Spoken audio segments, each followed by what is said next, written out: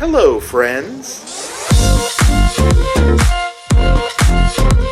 Well, hello, everybody, and welcome back to Improv and Magic, the show that celebrates improvisers and magicians. I'm your host and your friend, LD Madera. You are who you are, and you are special. My friends, welcome to Season 5. Can you believe it? We've made it to 5 seasons of this show, and who knows what else the future has in store.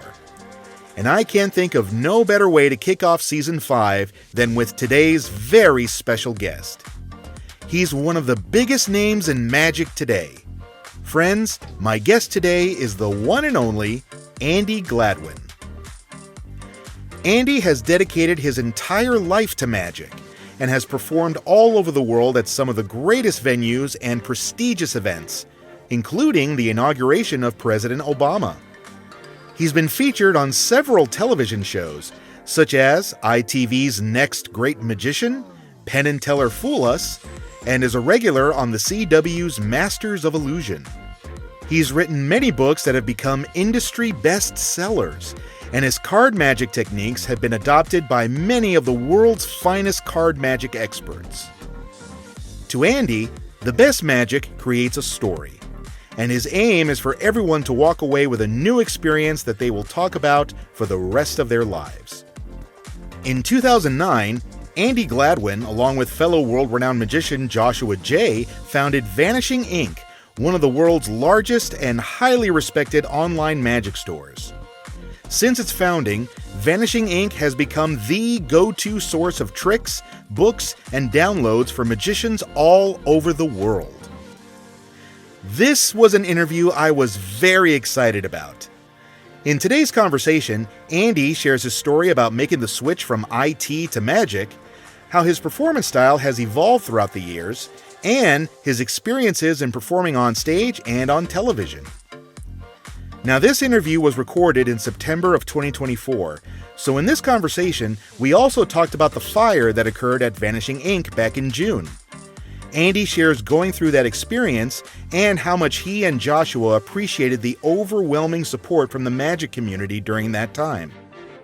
This is such a special conversation. I enjoyed it so much, and I hope you do too.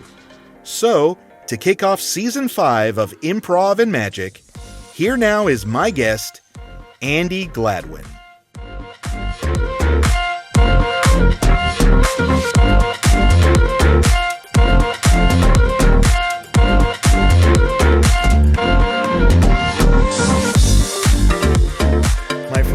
I feel incredibly delighted to welcome here on Improv and Magic. He's such an amazing guy, an incredible artist, Mr. Andi Gladwin. Hello, Andi. Thank you so much for being here. Hello. I feel incredibly delighted to be here. So this is going to be a fun conversation, I'm sure. I understand you just had a big vacation recently. Went to Costa Rica, went to Orlando, then went to Magic Live. So it's been a bit of a trek around the world to end up at a magic convention. When you were in Orlando, did you do the typical touristy stuff that people do, like Disney World and Universal Studios? We did Universal this time around, as well as some water parks and all the family stuff. Before I then vanished to Las Vegas for the magic stuff. Are you good with being able to set vacation times for yourself? Nope, I am absolutely not good at that. It's one of my many weaknesses. I spent a lot of that time while everybody else was asleep working on a new book that I'm writing and checking in on Vanishing Inc. stuff. I even made a few what I deemed surprise guest appearances in Vanishing Inc. meetings that I promised people I wouldn't be at. So no, not at all. I can't switch off. I'm always working on new magic or magic projects. But to me, magic is a lifestyle. So I can't help but always be involved and always be thinking about the next new trick I want to do or the next project I want to work on. Are you able to, because I know a lot of people who can and can't do this, are you able at times to sort of turn Andi Gladwin, the performer, off and just be Andi, the normal guy, and just relax and chill? No, I can't chill. I'm really not a good chiller at all. But I'm also lucky that my onstage personality really isn't much different to who I am in real life. So I got to that point now where when I walk on stage, I don't feel like I'm becoming a new person when I get on that stage. So actually, I'm quite comfortable with that transition between. Whereas when I first started, I actually, I found it very draining to perform and have to kind of force out that energy. But now it's more natural. And I think actually some of that is that I've evolved as maybe a happier person that more reflects my stage personality than the other way around. So uh, to me, it's no different. I really don't think that it's the same energy, and I think I enjoy life as much off stage as I do on stage. Well, I'm excited, and I'm sure all of our listeners are excited to learn so much about you. So let's get to the very beginning of you. Where did you grow up, and what was growing up like for you? So I grew up in a really small town in the south of the UK. It's a place called Newent, which is the closest major city is Gloucester, and Gloucester is famous for only two things. One, it is the UK's most prolific serial killer in my lifetime, and also there was a guy who recently, in the last couple of years, found a World War II bomb that was still active, and he decided to shove that up his rectum. So they're the only two things that my town is known for. So that gives you an idea of what you're dealing with when you talk to me. It definitely opens up a lot, doesn't Quite literally, in some cases. it? Well, when you were a kid, did you have any sort of inclination as to what you wanted to be when you grew up? Did you always want to be a performer, or were there other things that you were considering for your life?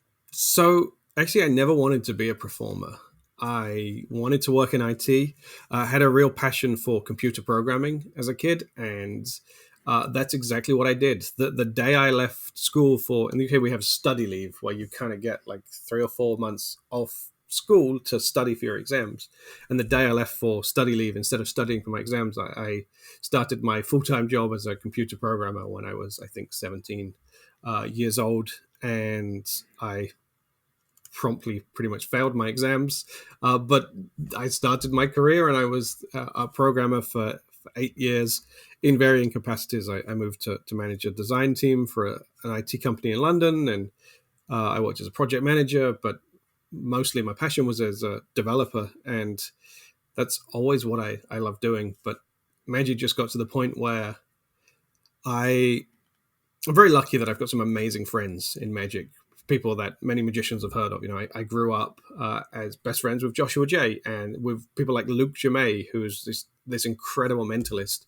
And when you have friends like that and you see them grow as performers as you grow older, and you see them have these amazing opportunities, and they just become better and better technicians, and they're better at presenting magic. I just felt like I was losing that ability because I was focusing on programming and they were just growing as performers, and I needed to catch up in my mind. So I always tell people it's a bit of an exaggeration, but I quit my day job so that I could practice magic, not so that I could perform magic, because my goal was quite simply to be a great magician. And I realized I couldn't do that if I was splitting my time between one gig every now and again whilst also focusing on my day job.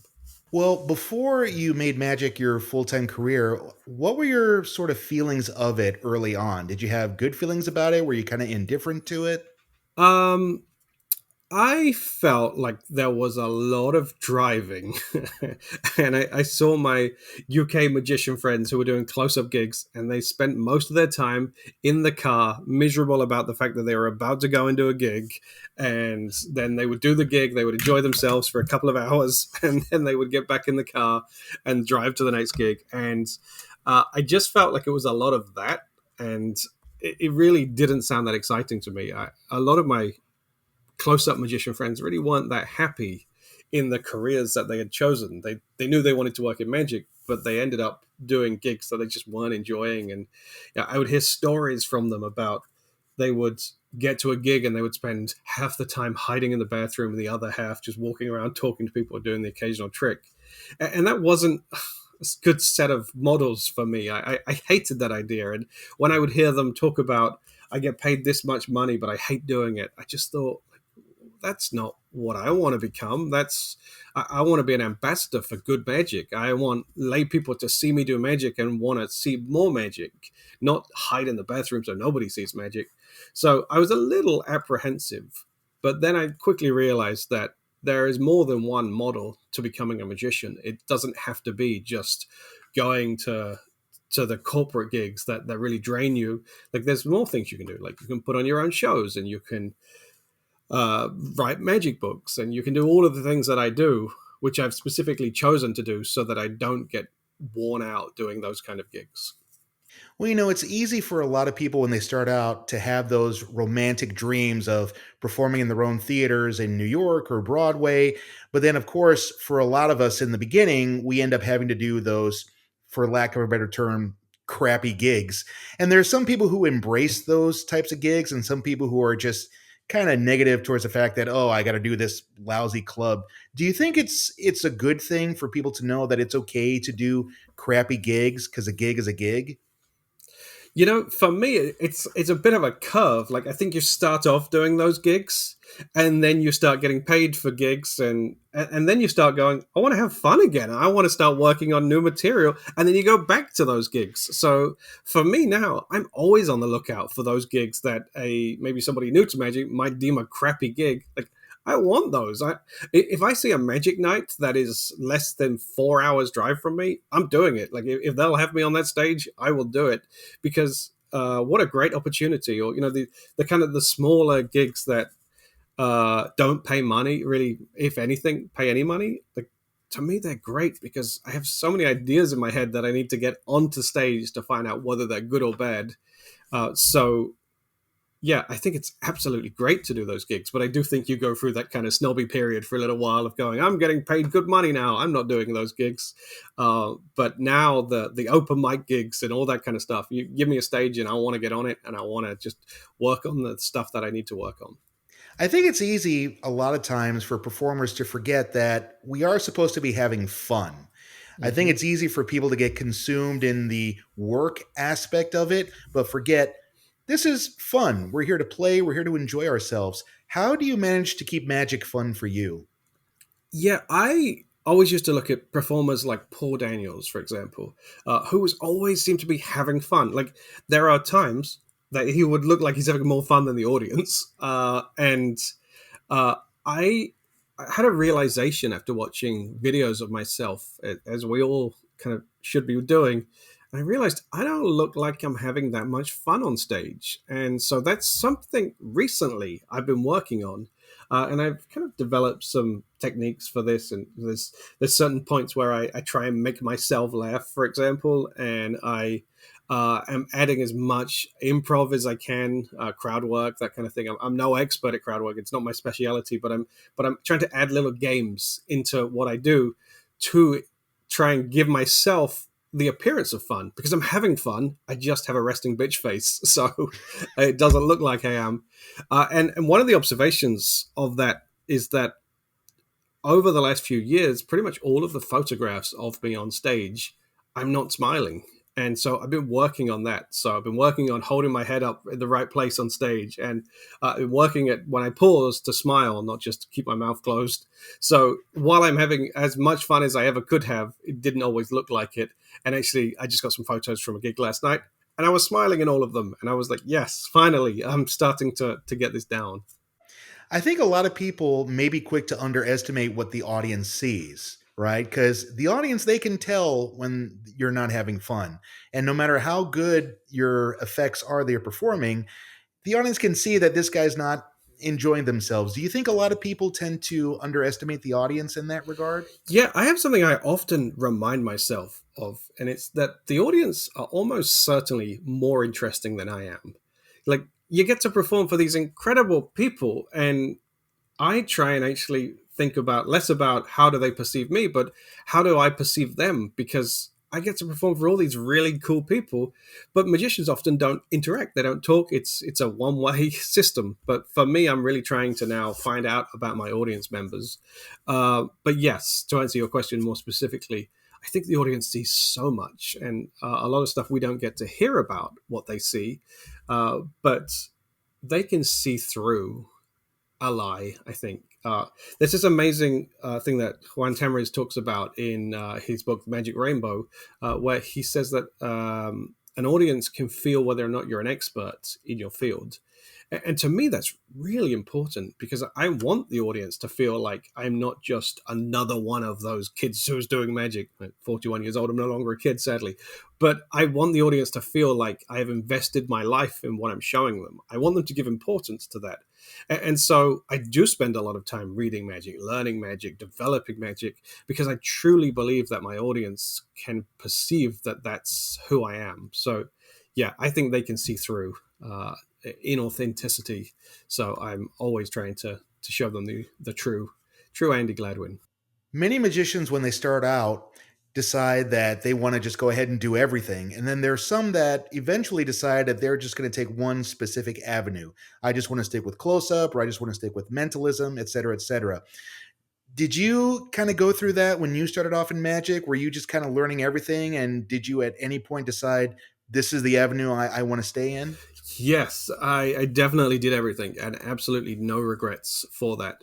Yeah, when I was a kid, I wanted to be an illusionist, so my dad made me some illusions. And then as I got older, I remember the time I was about 16 years old, I wanted to be a card magician, and I got rid of the illusions and spent all my time doing cards. And then I changed. I wanted to try coin tricks, close-up magic, mentalism, and parlor magic. And I basically went through pretty much every style of magic you can imagine. I did kid shows as a kid, uh, but no regrets because that has taught me so much about magic. And now I feel like I can pick up a trick, and if it's not a prop that I naturally use, I think I can perceive what needs to be done with it because I have that full background in magic. Like I've read the Tarbell book, so I know all of the different weird tricks, and I've practiced tricks from when I was working on mentalism that I can apply to close-up magic.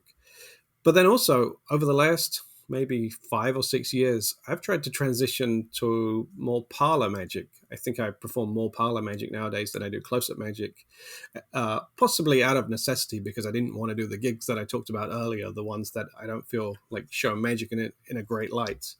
So, yeah, I would never consider myself to be a specialist in any area of magic, but I spend a lot of time working on card magic, and as a performance, I spend a lot of time trying to work on parlor magic and getting on stage as much as I can doing that. What are some of the things that influence you to create the performances that you do? Absolutely everything. I Last night I was on a show with a clown, and the clown walked on stage, and immediately I thought, this is not for me. This is not my kind of entertainment.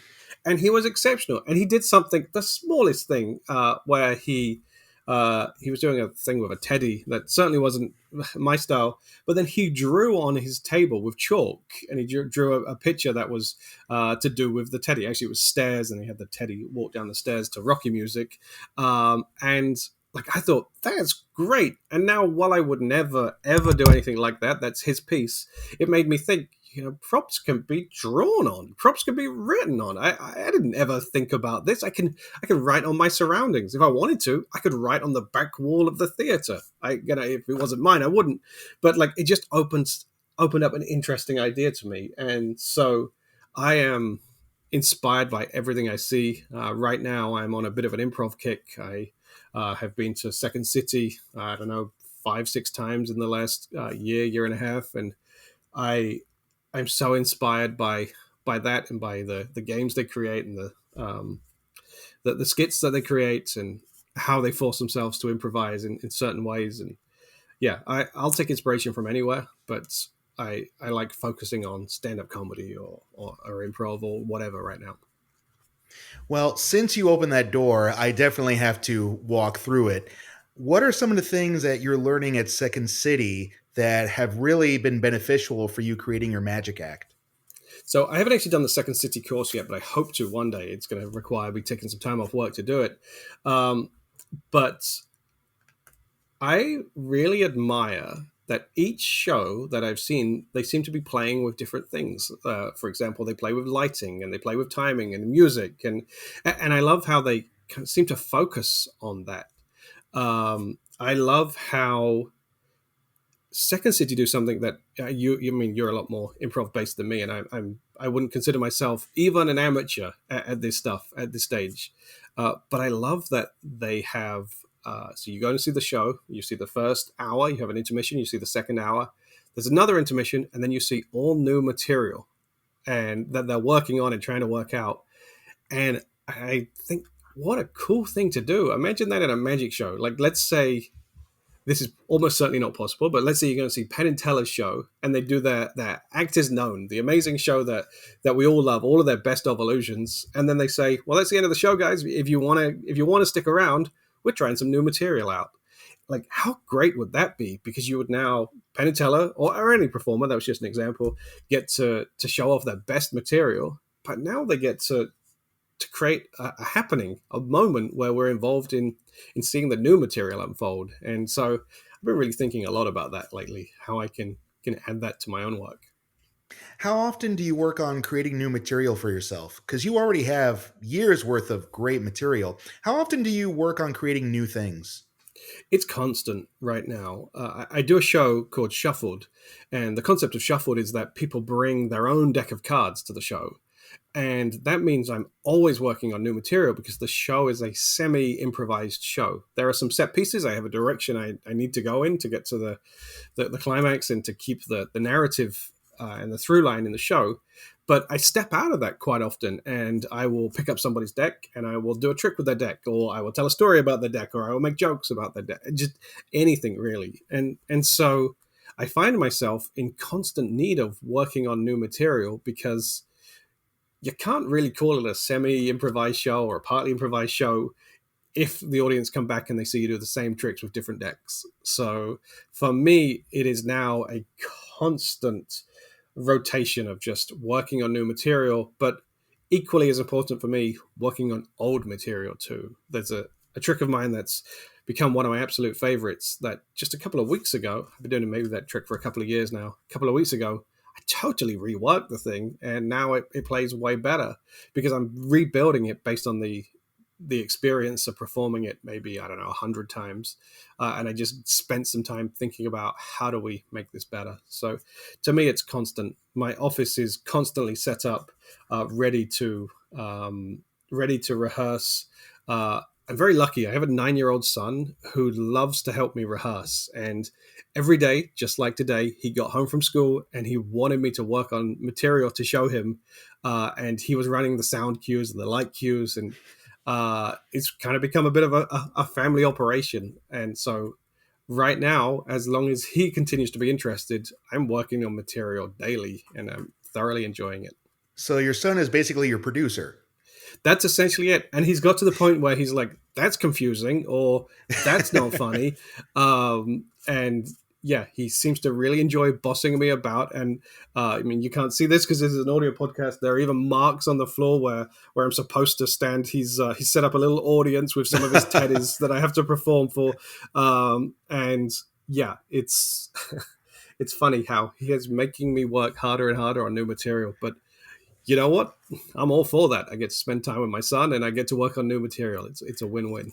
Oh my gosh, I love that. I love the idea of your son being like your tough agent. Yeah, he won't come to a gig though. He's never been to a show. So in some ways, he's kind of the perfect agent. He's not there under my feet to bug me, other than to work on new stuff and to rehearse existing stuff. Yeah, he's not counting ticket sales or anything like that. Not yet, but if he knew that there was money, he would probably want a piece of that. So we'll keep that part quiet. Give him 10 years. Give him 10 years. I'm sure he'll figure that out.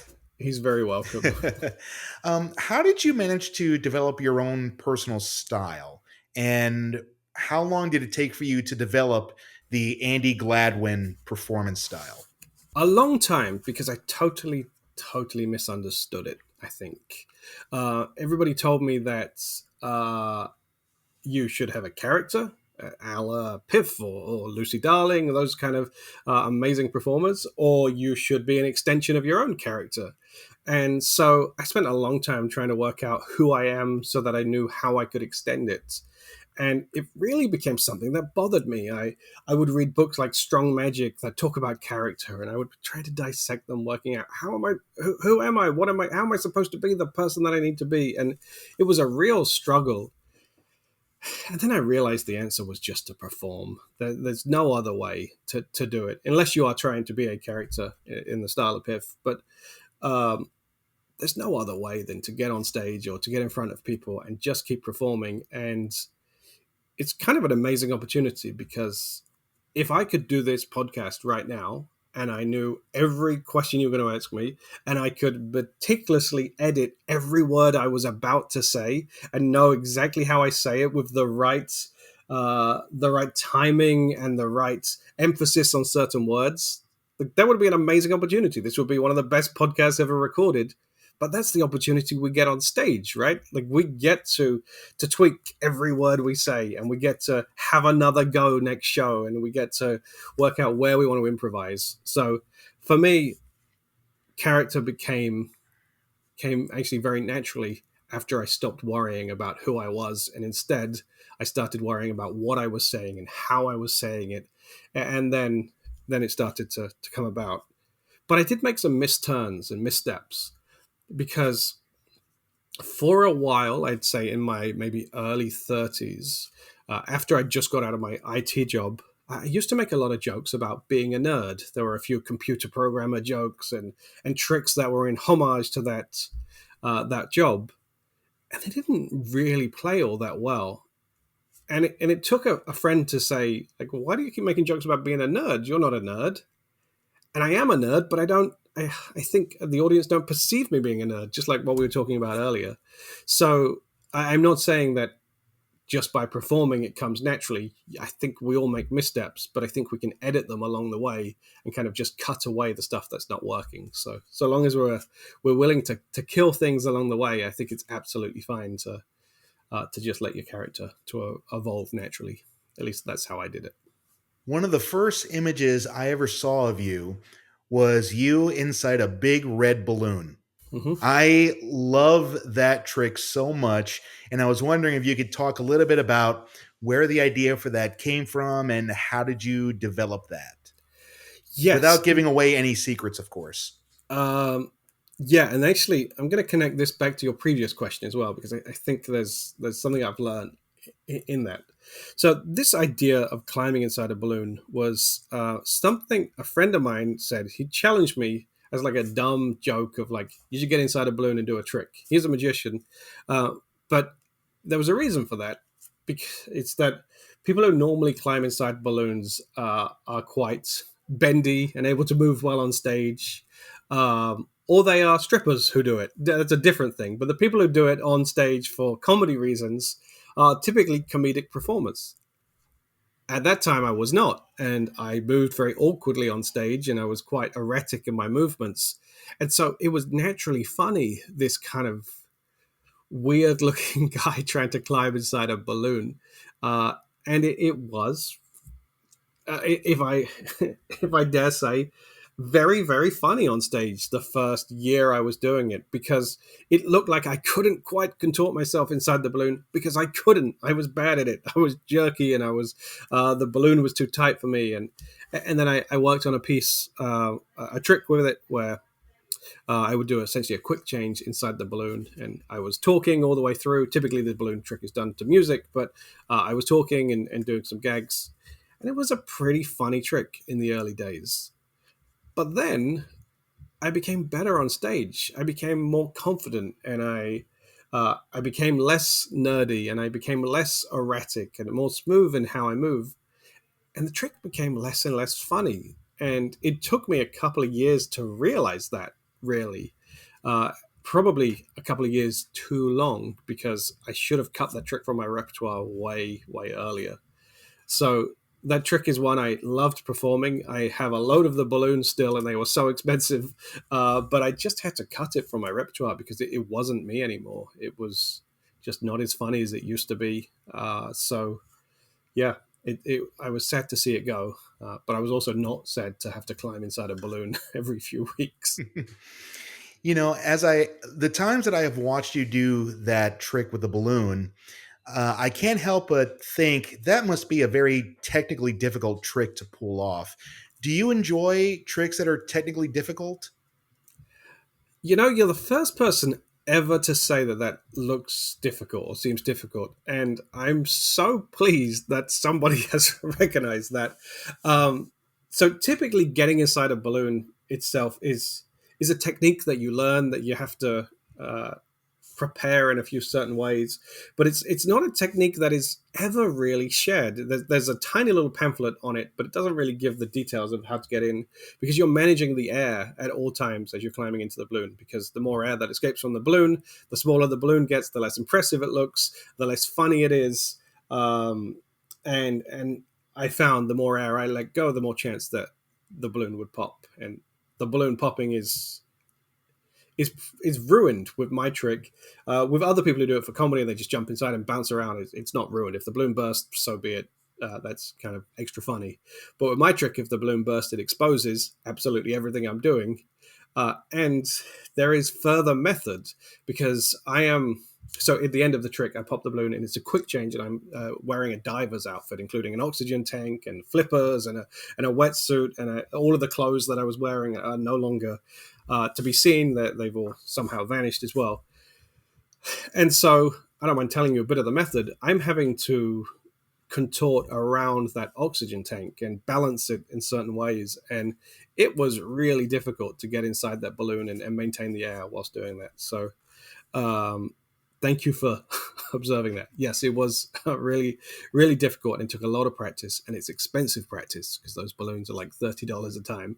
But yes, I do love difficult magic, and that's because I think the programmer in me likes to do things in the most direct way possible. So I often look at my code compared to other programmers' code, and mine is much shorter because they may have kind of gone around the houses to achieve the ultimate goal, whereas I just want to achieve the goal immediately. And that's the same with magic as well. I want to do it in the most direct way.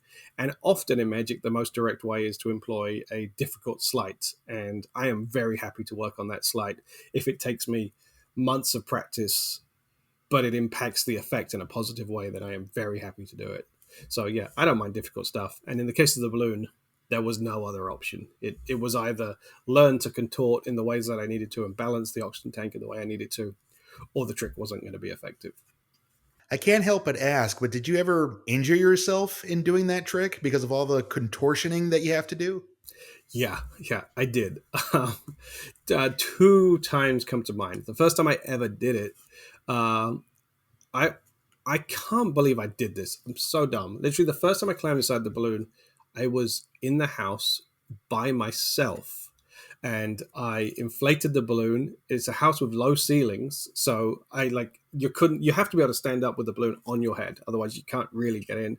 Yet I didn't really realize that, so I inflated this balloon. I put it on my head. I put it over my body, and then all of the air went out of the balloon because I didn't have enough space to move, and the whole balloon just kind of warped tightly around me, around my head, and around my upper body, and I had to kind of fight my way out. But it wrapped me into the fetal position inside the balloon, and I just had to kind of rip my way out. It wasn't fun.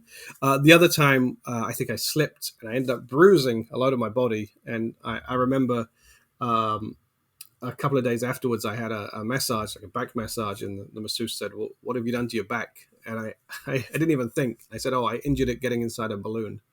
She didn't ask any more questions after that.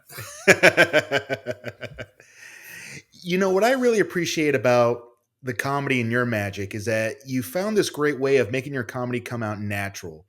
And for a lot of magicians, it's kind of hard to do. How do you manage to keep the comedy naturally flowing so that it doesn't feel like a forced gag that you're throwing in?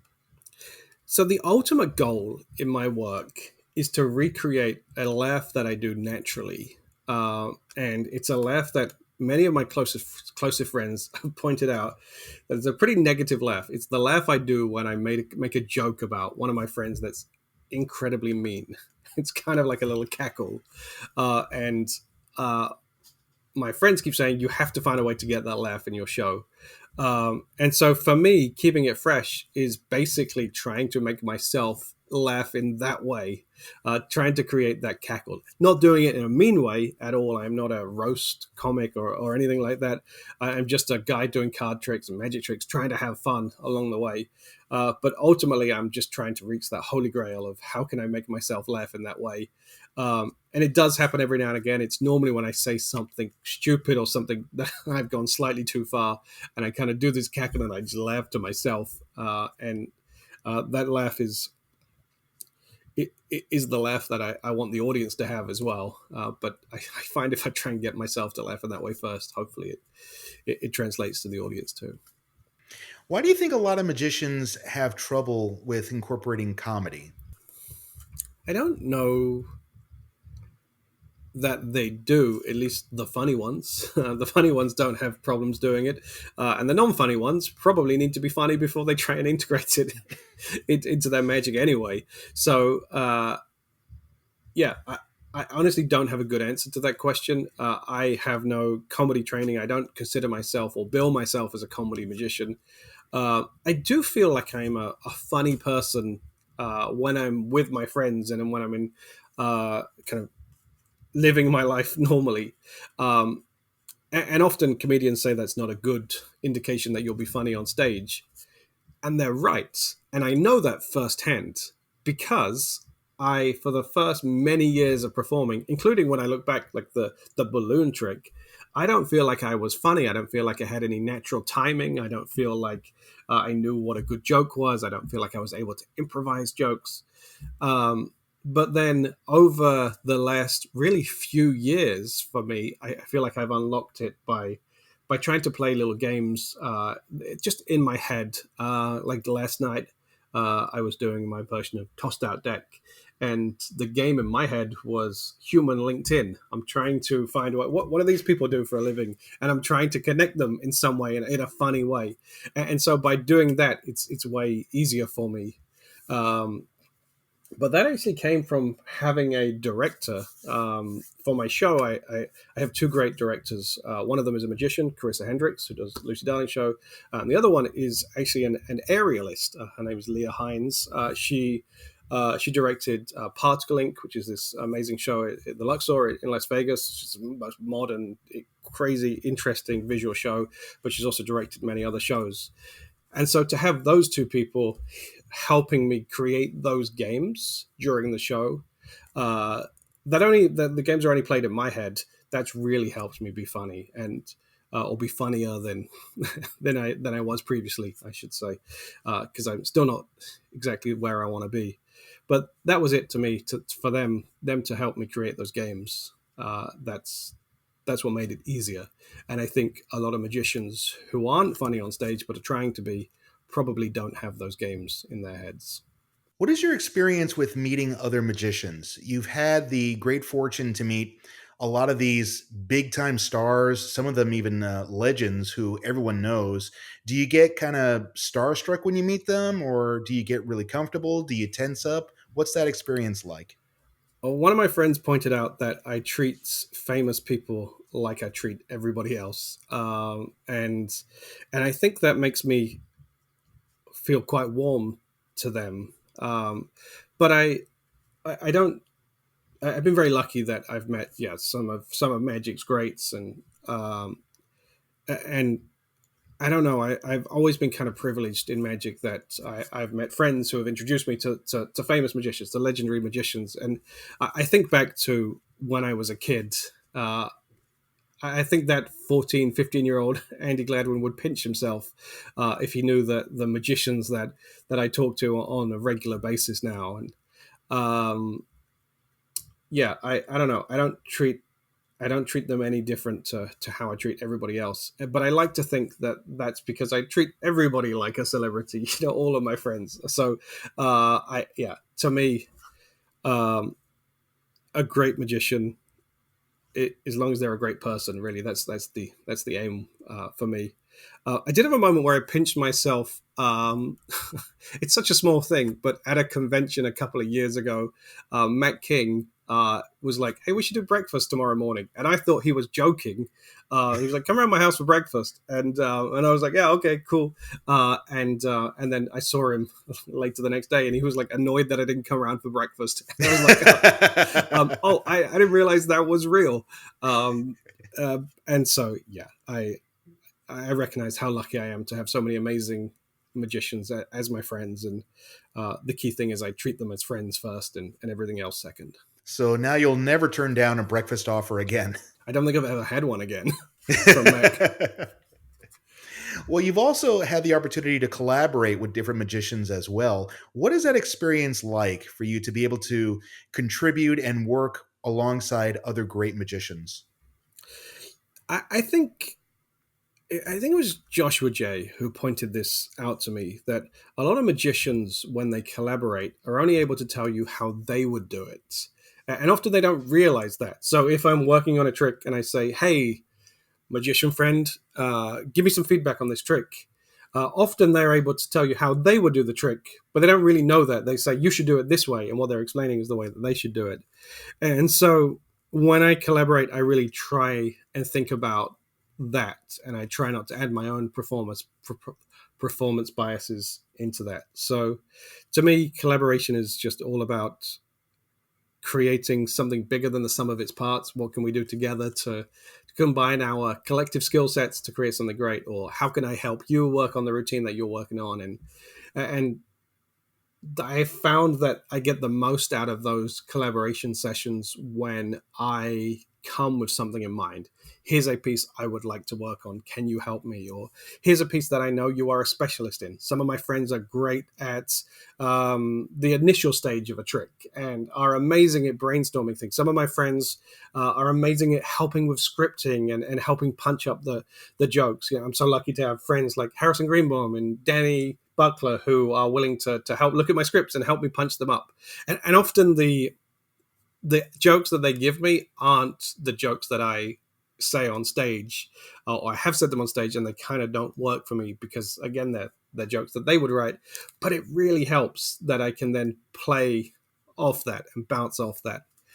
I remember I hosted the Magi Fest Gala show this January, and I sat down with Danny Buckler and Mark James, two of the funniest magicians and comedians in the UK, and we wrote, I don't know, maybe 100 jokes that I could use to introduce the acts, and I went through them. I couldn't use a single one of them, but I could, mostly because Mark James' jokes were very, very rude and offensive. But still, I could use what we had brainstormed together to then work out what I would write and how I would write it. So that writing session was so much fun. And it didn't create the fruits that I needed, but it did allow me to then work on my own stuff. So I guess that's how I collaborate. I understand what people are bringing to the table, and I try and help interpret that through my own lens. Are you good about receiving critical feedback? Yes, I am. And actually, it's pretty lucky that I am, because Leo, one of the directors of the show, would watch the show every night and give me truly between 10 and 15 pages of notes. And you become quite good at accepting feedback when you have that much of it. So yeah, I think it's the only way. So long as you understand who is giving you feedback, and so long as you have found the right people to give you feedback. I've been in situations before in like groups where you perform at a magic club or whatever, and everyone's giving each other feedback, and sometimes you get a lot of bad feedback or feedback that isn't applicable to you. And so again, just like I was saying earlier, I put that through my own processor and my own meat grinder to work out that's useful feedback, because that person has seen the trick often through the eyes of a layperson, but they just have a different vision for the trick than I do. But yeah, so long as I'm able to process it and think on it, and I never immediately dismiss feedback, but so long as I understand who is giving the feedback, and I'm then able to accept it. I, of course, have to ask you about Vanishing Inc. This is the company that you and Joshua J started. How did Vanishing Inc. come about? So Josh and I met on a TV show when we were kids called Lance Burton's Young Magicians Showcase.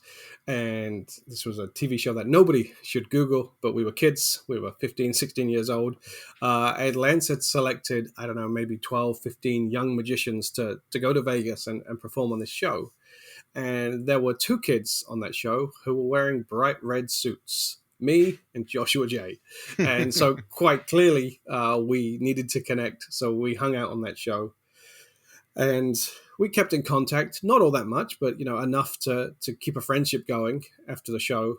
But then maybe 10 years later, when I was working in London, Josh was doing a lecture tour, and he stayed with me during that tour.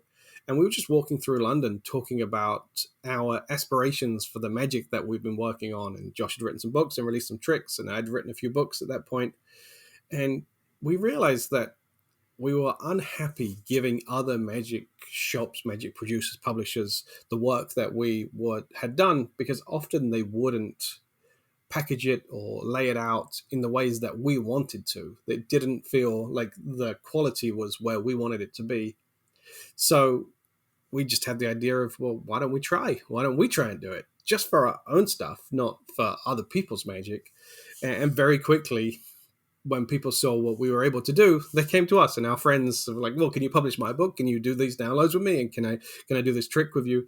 And it just grew and grew. And it was never supposed to be what it is today. It was supposed to be just a small little boutique magic store publishing and releasing our own products. But now we have a team of almost 50 people. We have stores in Disneyland and in Pier 39 in San Francisco. We have warehouses in 2 countries, support team in multiple continents. It's crazy. It wasn't supposed to be that. It was just supposed to be a little magic store. But now I'm pretty comfortable saying we are one of the world's largest magic stores, if not the largest. And it's exceeded my expectations, that's for sure. Well, you know, the online magic store has become a lot bigger in recent years, and you don't see too many brick and mortar magic stores anymore. But how do you feel you and Joshua have been able to make Vanishing Inc. very unique among the endless sea of online magic stores that exist today?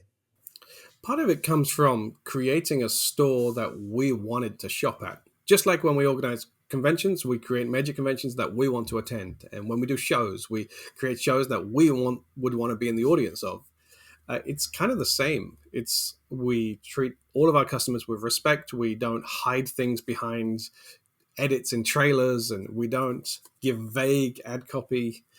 Every trick that is on our site, every book, the ad copy is rewritten so that it's as fair and accurate as can be, often removing the hidden stuff that the creator may have added into it to hide the fact that it does use invisible thread or whatever, it does use the force. You know, we just try and be as transparent and honest as we can. And I used to use this phrase of a race to the top. I find that many industries have a race to the bottom of who can do the cheapest shipping and who can do all those things. And I wanted to have a race to the top of who could offer the best service, who could offer the best customer support, who could offer the quickest support times, the quickest shipping. And so I truly think a big part of our success is exactly that. We try and race to the top, not to the bottom. I love that. I love that so much. How do you feel about the fact that so many magicians are performing these tricks and effects that you have put together and created? How does that make you feel to see millions of magicians doing stuff that you have worked hard to create and craft? Certainly wish it was millions. That would be cool. But I love it. There is no greater joy than seeing another magician do one of your tricks. So long as it's a trick that you've published. I've seen magicians do tricks I haven't published. That was not fun. But yeah, there's no greater joy. And for me, it stems actually back from my computer programming days. There's a programming term, which is how do you make it scale? So if I write a piece of software for myself, how do I make it so that 100 people can use it, 1,000 people, 1,000,000 people? You know, Facebook started as just a little thing for colleges, so we're told, and it's scaled to something way bigger. And to me, other people doing my magic is the perfect way of making it scale, because they get to then perform what I've done for other people. And that trick gets out there and seen, and more people get to enjoy it. It doesn't matter whether it's associated with me. I don't care about that. But I do love this idea that we can work together and collaborate to improve that trick and to get it in front of more people and to audience test it and just make it as bulletproof as possible. So that's the ultimate joy for me, is the art of collaboration. So when I publish my tricks and when I write my books, it truly is so that we can work together on this stuff. It's my way of saying, hey, this isn't mine anymore. This is yours. Or this is ours. I think it's probably a better way of saying it. So I have a technique called the master push-off, which is a double push-off technique. It's a way of doing a double lift with no breaks or get readies. And I have made that open source, and anybody is allowed to do whatever they want with that move. There are a few standard open source conditions. They have to credit where it came from. But if somebody wanted to do a DVD on the master push-up, I don't know why they do a DVD nowadays, but I don't know, a download or whatever, they are welcome to. If they want to teach it at their lectures or include it in their books, whatever. If they want to vary it, improve it, I don't care. It's an experiment in what happens when we remove the ego from a technique and stop pretending that we're the only one that really knows how it works or whatever. Like, now the whole world can take this and do what they want with it. So I hope that people over time start to adopt that with their own magic too. Have you been able to find a good balance between you, the businessman, and you, the performer? Yeah, it's taken a while, but I have. To me, I'm now starting to perform more and more. I set myself a goal of performing 50 shows a year. I think last year, I heard my friend Matt Donnelly say that he was doing 100 shows a year. That was his goal. And I was like, I like that goal. It's unachievable for me to do 100 shows in a year because I have a family and I run a company. But I set myself that goal of 50 shows, and I hit it last year. I'm going to smash it this year, way beyond 50. And that's the way for me, just to set a little goal, kind of treat it like a business. In fact, have a KPI, a metric of how many shows I want to do. And to me, ultimately, it's just I'm performing as much as I can to become the best magician I can be. Just, the reason I quit my job in the first place. So that's why I want to get as many shows in as I can. Truthfully, 50 isn't enough. I don't think in a year. I don't think you can become an exceptional magician with 50 shows a year, but that's all I can give right now. But I'm going to keep trying to get that number up every year.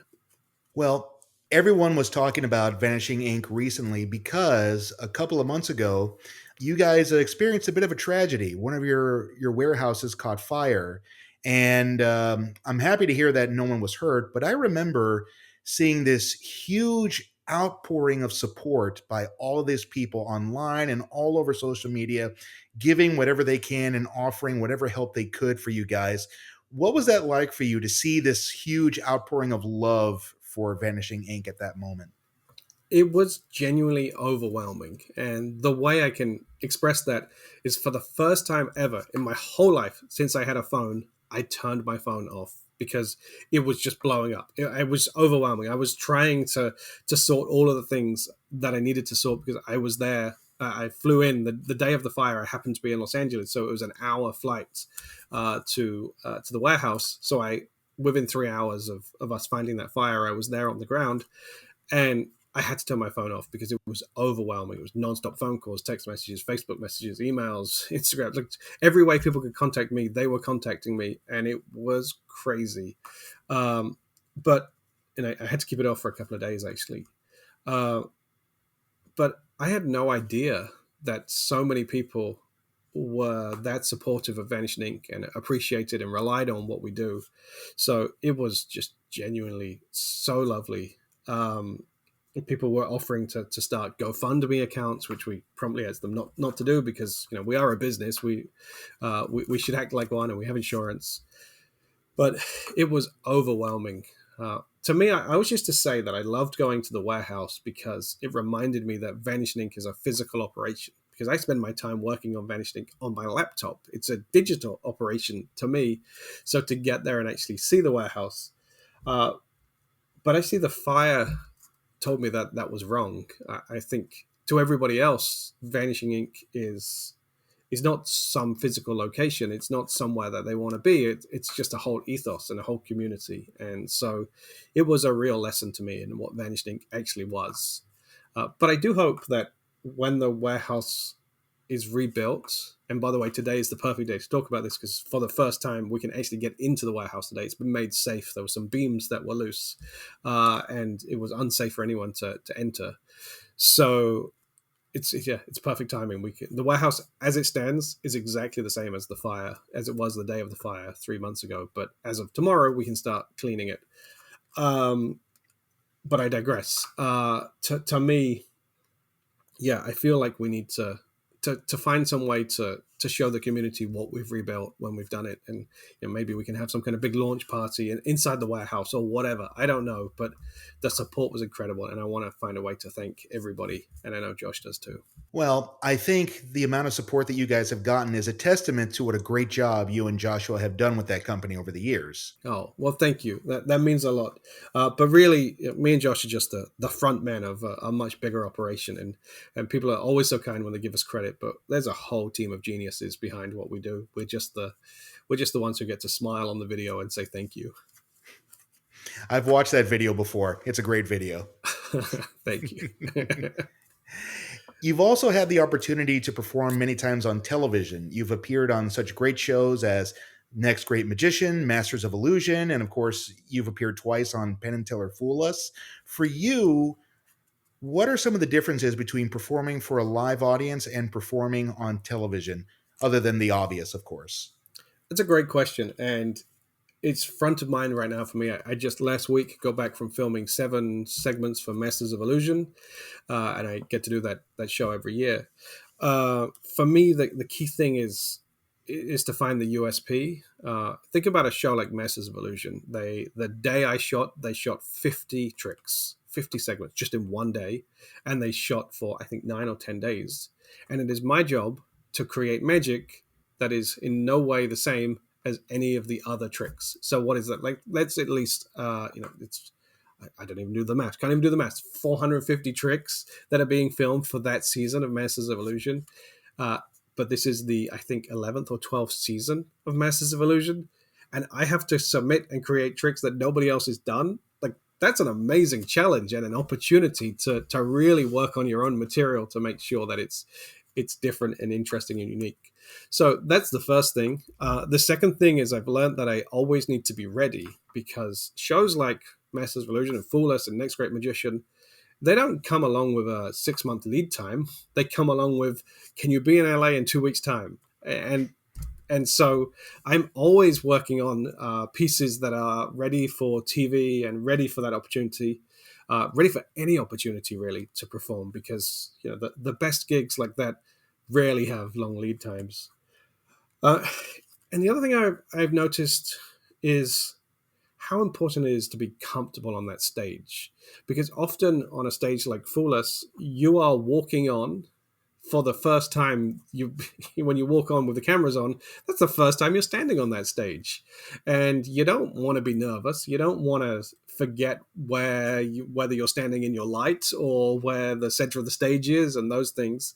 So I've learned to try and spend as much time as I can on the stage. So when it came to Fool Us, we need to rehearse. Okay, is there an opportunity for me to rehearse on stage? Well, no, we can't do that because we have people filming. Okay, can I stand on the stage during the lunch break? Well, it's uni and you can't really. Okay, can I just have 2 minutes? Like, it's always a bit of a fight to do those things, but I find that's really helpful to me. And in fact, my second airing of Fool Us, my second performance, when I look back, I actually felt like I looked a little bit too relaxed. And the reason for that was I walked on stage, and I'm lucky that I know Penn and Teller, and they were like, "Hey, Andy." And we just started chatting. And we did a couple of minutes of talking. And then I said, should I do the trick now? Do you guys want to actually, should we start this? And they were like, yeah, sure. And then I just went into it. But I kind of forgot that I'd got so comfortable on that stage because I had spent time on it before the filming, and then we were talking, that I didn't start with good energy in that Fool Us performance. I started down here when I should have started up there. So, yeah, I think it's very important to spend as much time as you can on stage, but learn from my lesson. Not too much that you become very comfortable.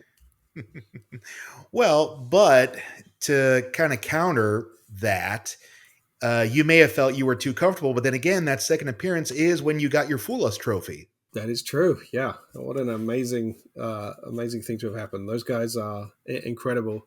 I don't know whether you know the story, but actually I didn't fool them. They did the really? reveal. You didn't fool them. They explained the method, or at least in their typical vague way. I went back to my room, and I got a call from the producers like an hour later, and he was like, "Hey, we lost some footage. I'm going to need you to come back and reshoot." And I was like, I'm not reshooting. It didn't go as well as I wanted it to. Like I didn't fool them. Also, that some of the lines are designed to look improvised. If Penn and Teller know they're not, it's not going to be as funny. So I'm just going to sit this one out. Thank you. And he was like, hey, you'll be really doing me a favor if you reshoot. Can you just come back down and reshoot? And I'm a team player, so I was like, okay, fine. You've paid for me to fly into Vegas. You've put me up at a hotel. Yeah, okay, I'll come and reshoot. So I go back downstairs and set up, ready to reshoot. And then Allison says, let's go to Penn and Teller. And I hadn't even done the trick yet. I was about to, I needed to reshoot the trick.